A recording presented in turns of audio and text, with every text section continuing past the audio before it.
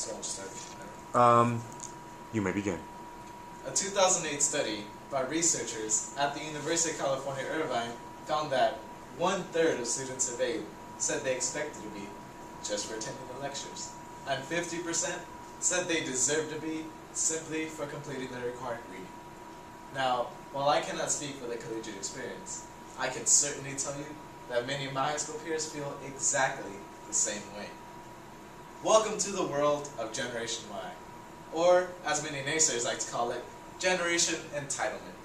Gen Yers, including myself, were born between the years of 1978 and 1997, and have made quite a reputation for ourselves in a relatively short time in this world. We're entitled, we're selfish, we're narcissistic, and we don't particularly like to work.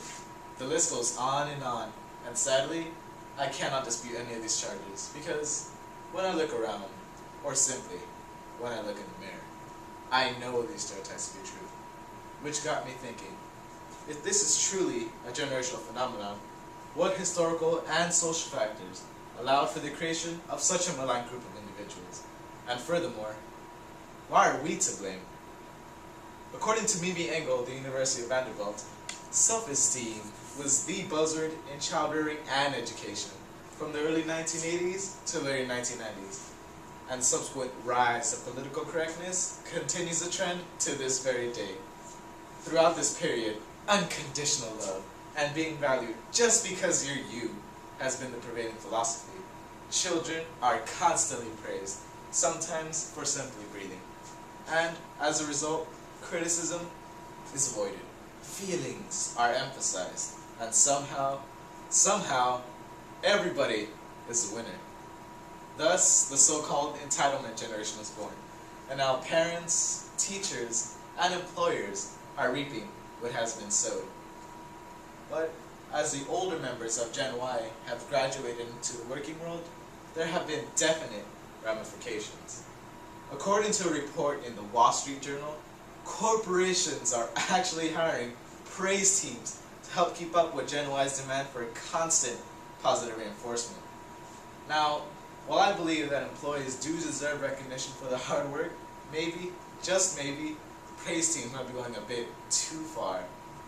And so, like parents and schools before them, it is amazing to see that even the private sector, or the real world, as us kids know it, is actually capitulating into this incessant demand for praise. The truth is, there's really no one to blame for our present dilemma. It is true that my generation may feel that there's an A in the word effort. We must bear in mind, we didn't become this way on our own. We collectively share responsibility for the mindset Generation Y has acquired. However, it is not a lost cause. Gandhi once said, "Be the change that you want to see in the world." We can manage to change the way students and kids think.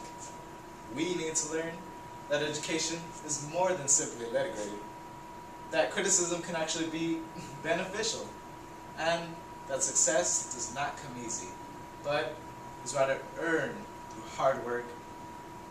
Because while we cannot go back and change the beginning of Generation Y, we can still create a positive ending, as long as we decide to achieve and expect more than simply the status quo. All right. It's good.